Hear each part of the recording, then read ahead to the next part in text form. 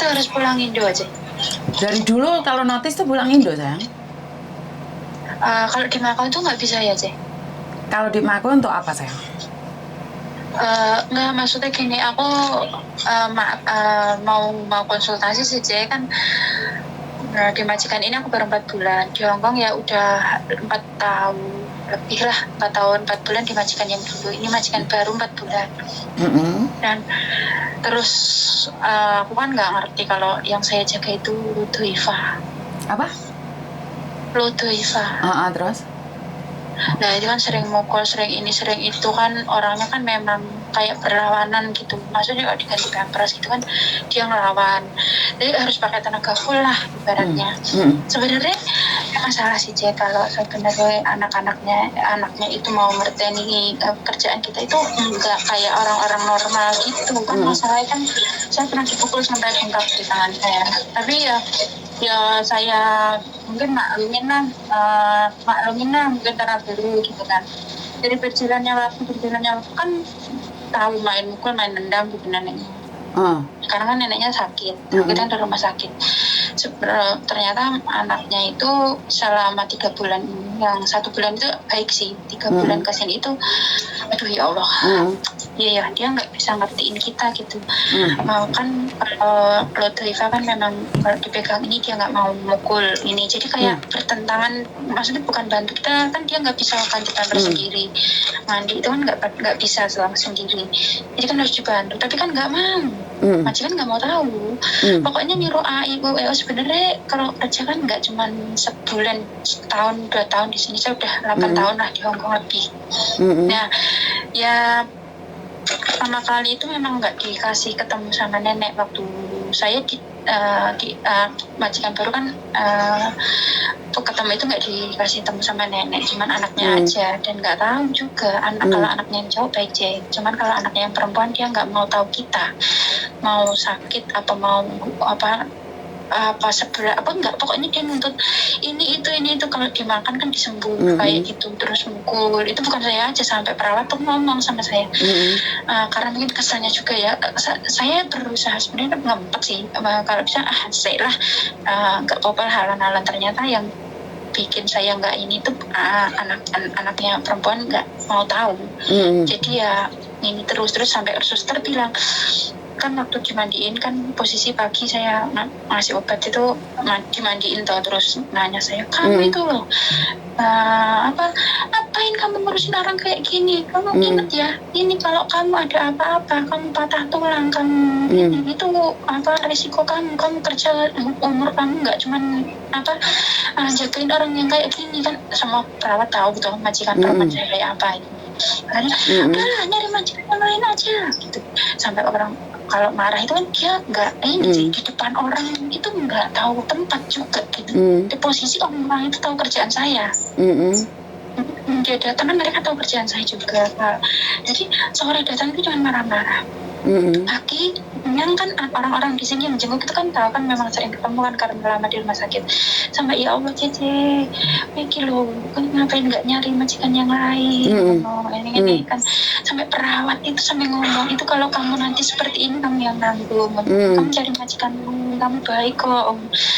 Pasti banyak yang udah di sini sampai gini, ibu neneknya sampai nangis, udah jaga saya aja, saya belum pernah nyari pembantu, udah saya cuma serumah sendiri di rumah, temenin saya aja, aku mau menjadi pembantu saya, anak-anak saya juga mau, anaknya 6 kan di situ kan sering tahu saya.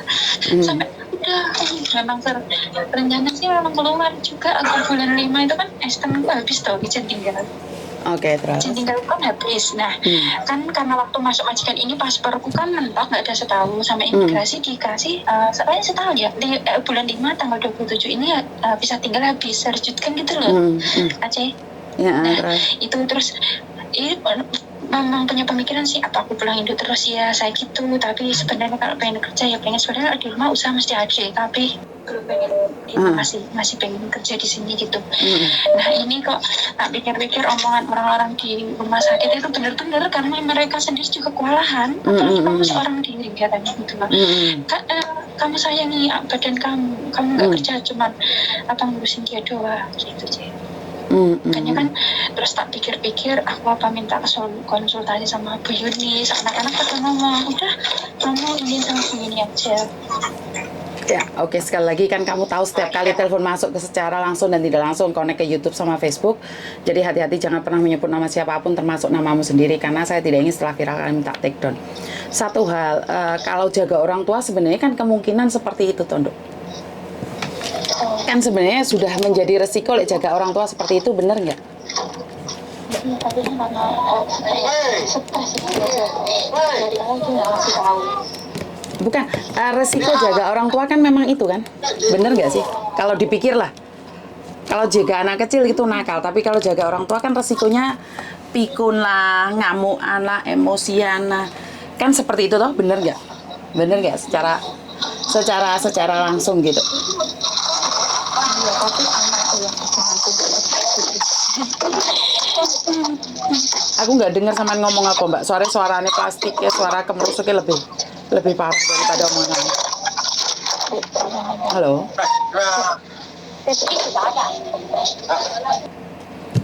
Oke, kalau curhatnya nggak fokus, bagaimana saya bisa fokus untuk memberikan masukan ya Mbak? Kadang-kadang di sini saya bingungnya ya, dan ya itu saya belum ngomong apa-apa, tapi kepada kenyataannya mati. Halo. Oke, dia telepon lagi tapi mati lagi, ya udah nggak apa-apa. Resiko untuk jaga orang tua memang seperti itu ya. Saya sendiri selalu bilang bahwa memang sesuatu yang terberat jaga orang tua itu mereka itu nggak jelas. Itu pasti itu. Jaga orang tua itu hampir 75% itu nggak jelas. Karena itu adalah resiko terberat buat kita jaga orang tua yang mulai emosinya tidak terkontrol. Lah kalau orang tuanya aja nggak apa-apa, kadang-kadang anaknya juga. Ini yang saya sebenarnya saya benar-benar pahami ya. Tapi mau tidak mau menjadi apa ya? Mau tidak mau harus siap, karena memang seperti itu. Untuk bekerja jaga orang tua memang resikonya seperti itu. Jadi sangat berat sekali untuk mengerti keadaan atau gimana ya? Karena memang kebanyakan itu anaknya yang nggak memahami gitu loh. Yang terberat adalah saat anaknya tidak memahami bahwa orang tuanya itu rotok nyodron. Ini yang tantangan terberat. Tapi mau tidak mau itu adalah resiko bekerja jaga orang tua. Wis itu aja. Karena orang tua itu pelit, senengannya ngomong pembantu nyolong beras, nyolong minyak, nyolong semua barang-barang. Jadi ya sudahlah, kita nggak bahas tentang orang tua itu. Oke, dapat imbokan dari beberapa mbaknya yang mengatakan bahwa saya membuka YouTube ini demi kepentingan pribadi dan juga untuk mencari sensasi. Oke. Dan orang curhat kok diupload, orang curhat kok dipublikasikan, orang curhat kok malah mencari sensasi. Ini kadang-kadang saya jadi bingung pemikirannya. Ini bisa dibilang ini pemikiran orang kolot ya, seperti ibu saya. Ibu saya dulu juga seperti itu. Orang curhat itu dari hati ke hati, bukan dipublikasikan. Ini saya berbicara tentang ibu saya. Kamu membantu orang, kamu publikasikan, itu amalanmu sudah hilang. Kamu membantu orang, tapi kamu kasih tahu orang. Kamu meringankan beban orang, tapi kamu kasih tahu orang. Nah, inilah dulu waktu saya pertama kali tidak ingin buka YouTube. Waktu itu Mas Sandro sering ngojok-ngojok. Sebenarnya saya sendiri, seperti yang saya katakan, bahwa saya itu anti sosial media. Di tahun 2020 sebelumnya ya. Jadi 2021 saya sudah memulai membuka media sosial saya terbuka sekali, bahkan tidak privasi sama sekali. Kenapa? Karena dulu saya bantu orang itu di bawah tanah, bisa dibilang di bawah tanah ya. Kalau anak-anak saya zaman dahulu kala itu di bawah tanah. Jadi saya membantunya itu dari katanya, dan akhirnya di Fort Resil itu anak-anak banyak yang mencari saya. Tapi karena di era digital, kita harus menyeimbangkan diri kita dengan di era digital ya Mbak ya. Karena kalau dibilang tabu untuk mengungkapkannya, untuk curhatan ini diungkap tabu di media sosial, ya kita jelas ketinggalan informasi ya Mbak ya. Kenapa? Karena sekarang penipu-penipu itu sekarang semuanya pakai media sosial. Jadi kalau hari ini kita tidak berperang dengan mereka menggunakan media sosial, maka kita akan kalah. Ternyata kan banyak sekali penipu-penipu, dan karena adanya sosial media ini penipu-menipu itu berkurang walaupun tidak banyak. Jadi saya itu tidak ambisi bisa menolong 1000 orang, 100 orang atau 10 orang. Saya bisa membantu dengan konten ini 1 orang, saya sudah cukup dan alhamdulillah. Jadi buat mbaknya kalau bilang karena Anda membantu ratusan orang tapi tidak dipublikasikan, itu kan masalahnya ada di Anda. Anda tidak ingin dipublikasikan dan tujuan Anda juga tidak ingin dipublikasikan. Tapi saya pribadi mempublikasikan bukan berarti saya ingin tenar atau saya ingin cari sensasi demi keuntungan pribadi. Oke, kalau Anda berbicara tentang keuntungan, berapa banyak orang yang sudah ketipu dan beruntung? Berapa banyak orang yang pacaran lewat media sosial dan dirugikan? Apakah mereka mengungkapkannya pada Anda? Kan enggak. Yang Anda ungkapkan adalah tentang pekerjaan dan tentang yang lainnya kan enggak juga. Nah ini sebenarnya membuat saya kadang bertanya, kalau ada orang maju itu mental kita mental crab ya, dikritik lah, dihina lah, dijatuhkan lah, ada yang mengungkap kasus katanya pembongkaran aib. Ini kan mental kita itu tidak suka orang lain membantu. Jadi Anda itu ingin kelihatannya bahwa di dunia persilatan ini cuma ada Anda. Dan saya pribadi nggak ada masalah sih, saya pribadi nggak ada masalah. Saya berjuang dengan cara saya, Anda berjuang dengan cara Anda, dan saya tidak pernah mengomeni Anda ya. Saya pribadi tidak pernah mengomenin Anda. Dan jika Anda mengatakan kalau orang sibuk, itu tidak akan bingung buat konten. Nggak juga sih Mbak. Saya enjoy buat konten dan selagi saya masih bisa buat tersenyum orang lain, masih bisa buat tertawa orang lain, kenapa enggak? Berapa banyak orang yang tertipu dan tidak terungkap? Apakah curhatnya sama sampean? Ya, sampean bisa mengadamkan sampean, menyimpan rahasia itu. Tapi masalahnya, korban-korban yang lain itu kan semakin berjatuhan.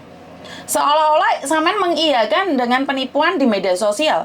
Kalau sampean nggak berani ekspos di media sosial, bukan berarti Anda akan mengkritik saya karena saya muncul di media sosial. Karena Anda, kita gini loh Mbak, kita punya kepentingan yang sama atas nama TKW. Ya udah, sampean dengan jalan sampean sendiri, saya dengan jalan saya sendiri. Sama aja dengan jualan gitu loh Mbak. Sampean jualannya offline, ya udah jualan offline aja. Nggak ada masalah kok. Bener nggak? Saya jualan online. Ya, kalau saya jualan online ada yang beli ya syukur, nggak beli ya nggak apa-apa. Dan ingat, jualan online tuh saya punya tempat, siapapun bisa datang. Dan sekali lagi, saya selalu menghimbau pada teman-teman, nggak usah ngasih saya sumbangan apapun. Saya tidak pernah meminta sumbangan apapun. Beras, sabun, sampo, walaupun saya nampung anak, saya itu tidak pernah meminta apapun. Tapi rezeki Mbak, saya itu beras dianterin, minyak dianterin, tisu dianterin. Saya itu tidak pernah minta siapapun. Bahkan saya tidak pernah mempublikasikan, meminta sesuatu. Kenapa? Karena saya merasa cukup. Walaupun kurang, saya tetap merasa cukup. Artinya adalah, dengan media sosial, kita tidak perlu berteriak. Kita tidak perlu koar-koar. Orang nganterin sendiri. Nah, apa bedanya sampean dengan saya? Sebenarnya sama. Anda menulis, saya ngomong. Anda pakai tulisan. Anda memberikan informasi pakai tulisan. Nah, saya memberikan informasi dengan bicara. Terus bedanya mana? Karena saya ngoceh, Anda ngetik. Saya tidak pernah nyenggol siapapun, saya tidak pernah menyentuh siapapun, saya juga tidak pernah menyindir siapapun. Karena bagi saya, kita sama-sama Indonesia, yuk maju bareng. Kalau kamu butuh bantuan, beras, apapun, kamu sebenarnya bisa inbox saya dan saya berikan kok. Ya, karena saya pertama kali baca statusmu, saya pikir saya mau inbox dan memberikan sumbangan. Karena di tempat saya beras banyak. Tapi kamu nyindir-nyindir tentang konten-konten YouTube, kui piye karepmu? Kan saya selalu bilang, nggak usah saling sindir. Kalau memang nggak cocok, inbox saya, cari saya, katakan apa yang kamu mau. Lah kalau apa yang kamu mau sesuai dengan apa yang saya mau, ya saya terima saranmu gitu loh. Saran dan kritik, nggak usah nyenggol sana, nyenggol sini gitu loh Mbak. Duh, pengen gempar dunia persilatan. Kamu sama aku itu sama-sama di media sosial. Bedanya kamu ngetik, saya ngoceh. Kalau kamu tidak ingin mempublikasikan dengan siapa kamu berbicara, dengan siapa mereka curhat, karena para korban itu down. Coba ya. Oh, Oh, apa itu, Mbak? Oh, aku minum obat barusan taruh luar. Oh. Lihat HP ku yang TikTok nggak? Oh enggak. Itu HP-mu yang mana ya? Mbak, HP ku TikTok sing ndi? Tutupan pintu nih. Itu HP-mu. Oh, ini sampai ibu. Yang TikTok kok biru kok. Tutupan pintu nih, Mbak. Nggak usah, Mas. Oke. Jadi saya tuh merasa sangat aneh sekali dengan fenomena yang ada. Kamu berjuang dengan caramu, saya berjuang dengan cara saya. Ada yang salah dengan semua itu? Inilah mental-mental yang saya bilang bahwa kita tuh sakit. Tapi kita nggak mau dibilang sakit. Ya, kalau memang kita sejalan dan saya bisa, kenapa sih sungkan ngomong sama saya? Kritik aja Mbak Yuni, cangkem mulai ngomongnya ojo kayak ngono. Kayak aku iki lo ajarono aku. Kita berdebat secara dewasa. Nggak usah nyindir, saya tuh nggak ngeh dan nyindir ya. Kebetulan yang bikin konten memang saya, ya mungkin saya GR aja, saya di screenshot, bukan cuma 1-2 yang nge-screenshot. Cuman kalau memang ini ditujukan pada saya, yuk kita komunikasi dengan baik. Ajarin saya dengan caramu. Ajarin saya dengan caramu, saya akan ikutin. Ya, nggak usah merasa paling hebat, nggak usah merasa paling sukses karena membantu orang, bukan. Kita sama-sama membantu orang Indonesia. Ada yang salah dengan bantuan saya? Kalau kamu butuh beras, tisu, apapun, di rumahku ada Mbak, aku nggak pernah minta. Tapi aku dianterin. Kenapa? Karena media sosial. Karena di media sosial saya tidak pernah menanamkan kebencian pada siapapun. Siapapun. Saya tidak pernah menanamkan kebencian pada siapapun. Walaupun dalam hati saya nggak suka, saya itu tidak pernah menanamkan untuk follower saya. Kenapa? Karena semuanya akan berbalik pada saya. Jadi kalau sampean pribadi sampai mengetik, sampai memunculkan di media sosial, itu berarti kan tepuk dada tanya selera. Saya yang nggak punya apa-apa, saya itu dianterin beras, Mbak. Nggak percaya datang aja di atas. Itu pun saya bagi-bagikan. Nggak perlu saya. Saya cuma minta itu dulu. Pernah minta sekali, minta pampers saya itu. Karena ada anak yang di rumah sakit. Itu pun pampersnya saya tinggalin di kantor saya yang lama. Saya pun nggak tak gendong kemana-mana. Kenapa? Karena waktu saya bekerja di sana, ya saya taruh di sana. Sekarang saya sudah pergi dari situ. Nggak saya ambil kok pampersnya. Memang dipakai saya. Jadi sebenarnya kalau butuh bantuan atau apapun, pertama kali saya lihat postingan Anda, saya tuh mau tak inbox nih nomornya, udah tak save Mbak. Tapi habis itu ada yang screenshot lagi, yakin Miss Yuni membantu. Sebenarnya saya tetap yakin ingin membantu. Saya tidak peduli Anda suka sama saya, Anda tidak suka sama saya, itu adalah urusan Anda. Tapi dengan membaca status itu, pastinya Anda najis dong lihat saya. Bener nggak? Pastinya Anda jijik dong lihat saya. Dari status Anda aja mengatakan bahwa ada yang nggak benar di situ gitu loh. Aura-aura kebencian itu kenapa sih harus seperti itunya? Aura-aura kebencian itu wow. Jadi tentang rekaman percakapan atau apa dan kamu katakan seperti itu. Tapi kamu sendiri di media sosial minta bantuan. Jadi ini bagi saya pribadi adalah sangat aneh ya. Saya tidak tahu ini fenomena apa ya. Tujuan apa dan seperti apa, bagaimana. Saya nggak paham, saya nggak ngeh banget. Karena di dunia persilatan ini, saya di media sosial itu bisa terhitung baru ya. Karena untuk saat ini di Hong Kong, YouTuber yang merekam percakapan itu saya bisa GR itu adalah saya.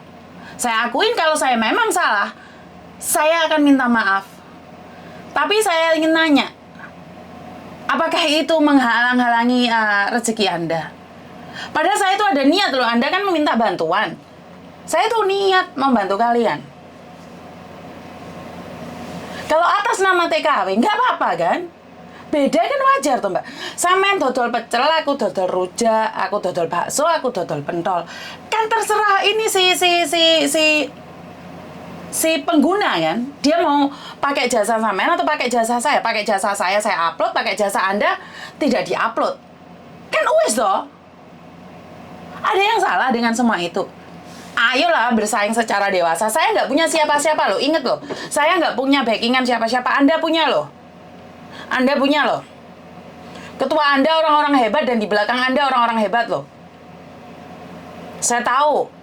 Tapi saya tidak pernah mengusik Anda dan kenapa Anda kegerahan, kepanasan dengan apa yang saya lakukan? Kalau sampean berpikir seperti itu, para ustadz, para pendeta, para kiai aja pakai media sosial loh untuk menyebarkan kebaikan. Apakah dengan membantu orang menyebarkan kebaikan di media sosial menurut Anda itu adalah tidak bagus? Apakah menurut Anda seperti itu tidak bagus?